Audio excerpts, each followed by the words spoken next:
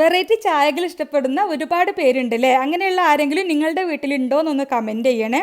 അങ്ങനെയുള്ളവർക്ക് വേണ്ടിയിട്ട് ഒരു സ്പെഷ്യൽ മസാല ചായ ആണ് ഇന്ന് ഉണ്ടാക്കുന്നത്. അതിനായിട്ട് 3 ഏലക്ക ചതച്ചത്, 1 ഗ്രാമ്പൂ, ഒരു കഷ്ണം പട്ട, 1 ഇഞ്ചി പീസ് ഇഞ്ചി, പിന്നെ 1 കപ്പ് വെള്ളവും കൂടി ഒരു 2-3 മിനിറ്റ് നന്നായിട്ടും തിളപ്പിച്ചെടുക്കാം.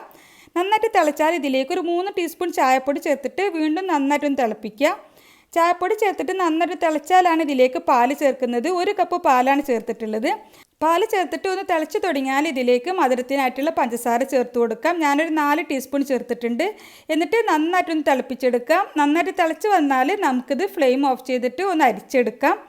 പിന്നെ മസാല ഫ്ലേവർ കൂടുതൽ വേണ്ടവർക്ക് അതിൻ്റെ അളവൊന്ന് കൂട്ടി കൊടുത്താൽ മതി. പിന്നെ ചായയുടെ കടുപ്പം നമ്മളുടെ കടുപ്പത്തിനനുസരിച്ച് ചേർത്ത് കൊടുക്കുക. ചായപ്പൊടി ഇതിപ്പോൾ അത്യാവശ്യം കടുപ്പമുള്ളൊരു ചായയാണ്. നന്നായിട്ട് അരിച്ചെടുത്തതിന് ശേഷം നമുക്കിത് 2-3 തവണയെങ്കിലും അടിച്ചെടുത്തതിന് ശേഷം വേണം ഗ്ലാസ്സിലേക്ക് ഒഴിക്കാൻ. അടിപൊളി ചായയാണ്, ട്രൈ ചെയ്യാൻ മറക്കരുത്.